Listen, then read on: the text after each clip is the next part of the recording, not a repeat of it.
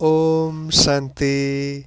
हाम्रो प्यारो शिव बाबा आउनुभयो धरतीमा, आफ्नो प्यारो बच्चाहरूलाई सुखी बनाउन,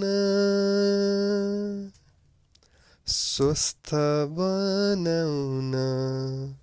हटोस् सबै चिन्ता, लहराउँ शिव बाबाको झन्डा।